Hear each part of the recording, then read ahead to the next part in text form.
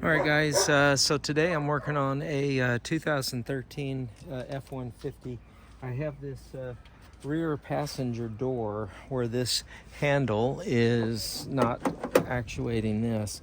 And I had recently changed out the door actuator, so I was suspicious that maybe in the connection here, right in here, that the clip that clips on the rod that connects to this has either slipped off. When I installed it, I kind of was worried that the diameter of the rod was, a little too perfect of a fit. It needed to be a little snugger, so that clip grabbed on it. So I'm gonna actually take this apart. I didn't video that part. I didn't video that, so this is good thing anyway. Show you how to get this door panel off and how to get to this actuator. I don't need to replace the actuator this time, I just need to work on it, but that'll at least give you the idea of how to get to it. Ford makes it super simple, so I'm going to get at it. I'll grab some tools and get right back to you. Okay, so the back door, different than the front door. There's actually one bolt underneath this that needs to come off in order for you to get the door panel off. And this is just a clip. And here you can see these are the metal. These are actually good clips. I wish they were all like this, but they're metal clips that just go in that slot. You do have to get that guy off. So that's that. And then underneath this right here, there's also another clip that needs to come off. It's actually not a clip, sorry, it's a machine's bolt there. And yeah, I like just the point of my knife just because it's you have to get it in between. There's a plate here, and let's see, get it started. There it comes, just like that. So it's not much to it, but you don't want to mar it up too much. So there's a bolt there, and then down underneath, and I'll move it, but down here there's actually two there. So you have a total of four in this one. And I have just a couple of, I think that's the right size for that, if I recall. Yep. So that was a 1/4 inch, and the other one right here is bigger than that. The other one is the next size up, which I believe is 5/16. Let me make sure. Yeah, 5/16. And same thing.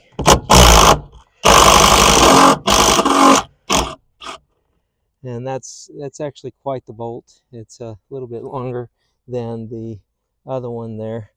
And then down here on the bottom, I can't remember, but I'm going to take both with me, and then let's go down there real quick.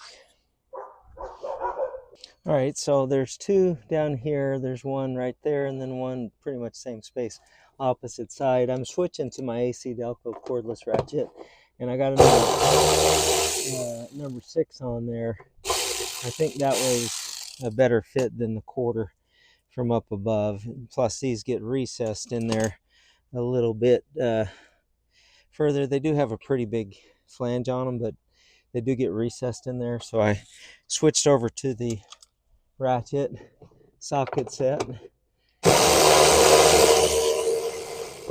All right, and that did it.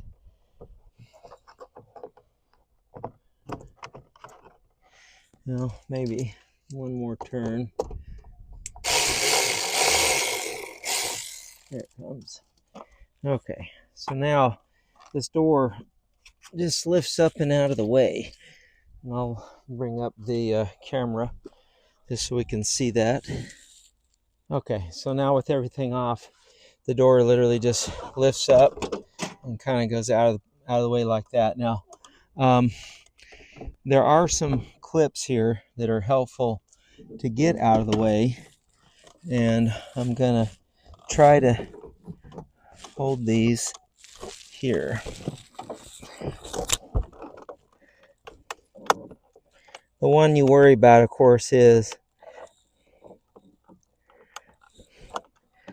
the door handle one, and then this one, I think there's enough play in it to do.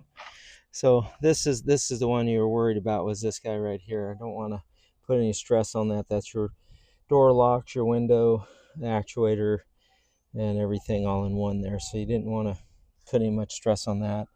So I'm gonna see if I can't switch the camera around and get some light on what we're looking on right there. Okay, so I'm gonna show you what I have going on, so you can see it. See that green clip? So there's the door, outside door, and as I pull that out, you can see it's just sliding through that. Now it's grooved, threaded, and everything. It should not be doing that, and that clip is tight enough on there that should do it. But I had my suspicions last week, so I'm gonna go ahead and reclamp it, and I might even throw a little Loctite on there, um, just for extra added measure, just to make sure that it doesn't move. But you can see the problem. Now, to get this actuator out, if you wanted to go ahead and replace the actuator, you got to come out here. There's three T25s right here that have to come out. And for this back one, I found that you need to take out this piece here, these two deals here, and that'll loosen this enough and actually remove this so that you can pull that actuator out. You can see that whole white actuator, but that's the problem. I kind of suspected that's what was going on, so I'm going to go ahead and fix that real quick. All right, so I went ahead and got some of that Loctite super glue on there. It's supposed to be a really good metal plastic adhesion. I got some on the gnarled edges above it and below it, and then I worked the action of the door to slide it on the whole deal. So I hope I have some good contact on that green clip. I did also go ahead and bite down on that clip as tight as I could. It does have like a Ziploc or a zip tie kind of clips to it, so it does kind of cinch down a little tighter as you pull it. But I think that's a combination of those two is going to work out good for me there.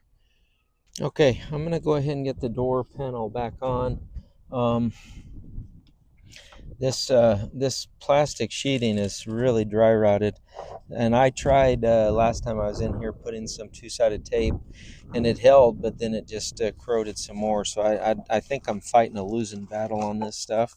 It may be best, just so it doesn't get gummed up in anything, just to maybe cut it off where it's no longer holding, and then that way it's not going to be getting chance rolled up in the window or any of the gears or anything like that. So I'm gonna go ahead and cut it kind of right where it's cracking and dry rotted. You can see that's kind of unfortunate, but that's not going to hold on to anything anymore. So, and then maybe that's right where the window regulator is, so I definitely don't want it getting caught up in any of that stuff. So anyway, the door actually has these hooks on them. Unfortunately, mine are a little tired, and I'm gonna get this. Maybe it might be best for you to come over here. Let me see what you can see. Yeah, okay. All right, so this has got to go right here, and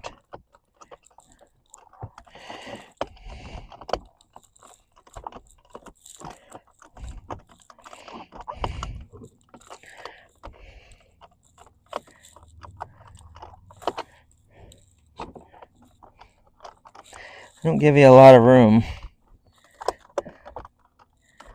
that's for sure.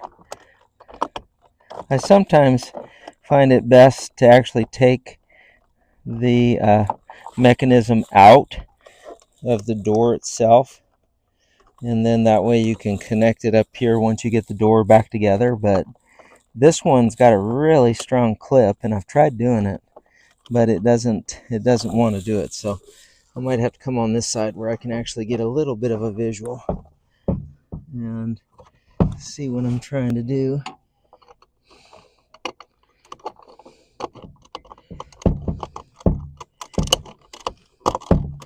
And like I say, that one's not fun, but that did it right there.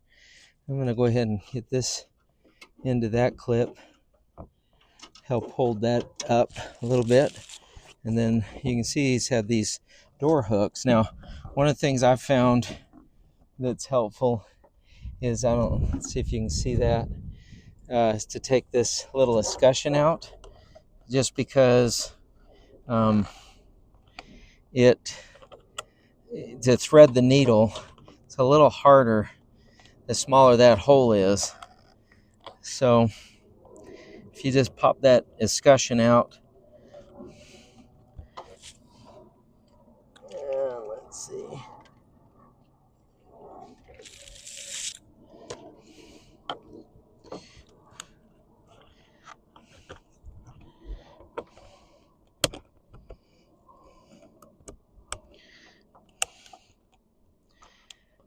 It doesn't always give you this much trouble.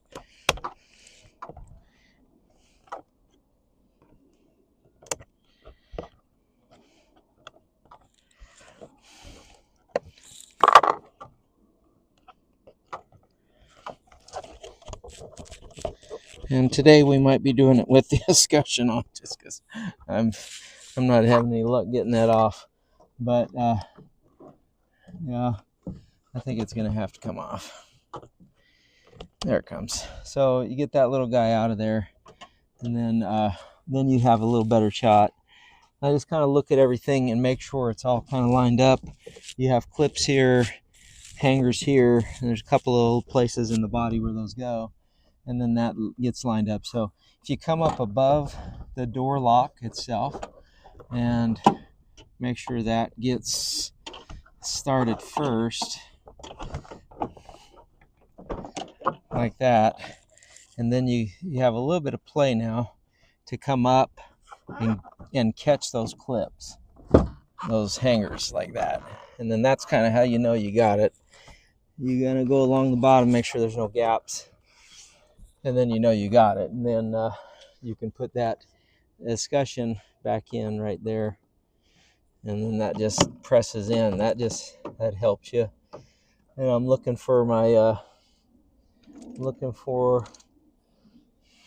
6mm little threaded bolt there.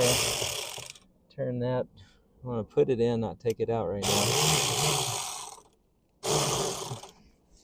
Yeah, so you don't want to over tighten it.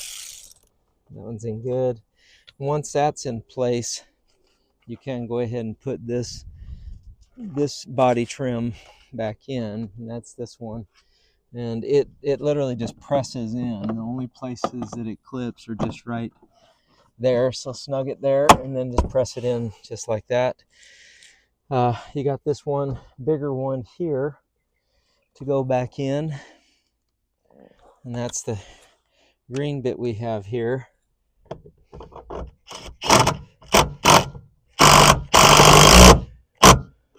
Okay, and that's in. And then that little door, that little plastic door that goes back in here, snaps in 3 places just like that. And then I'm going to save you the trouble of going down and down below, but that should have done it. So if you were taking out your actuator, you would have done a couple more steps. I was just working on the actuator, the actual piece of that, so should be all done. But by and large, that's it. The runtime of this video is probably only about 20 minutes. Shouldn't take you much more than that to do that. So anyway, if you have any other questions, there is a video. I did show the whole door actuator replacement of the front door of this one, the front driver's side door, and there are other F-150 videos on my channel. If you have a 2013 or several models in and around that, you can check out my channel. But I'll see you next time on Jeff's Gadget Gear, and goodbyes.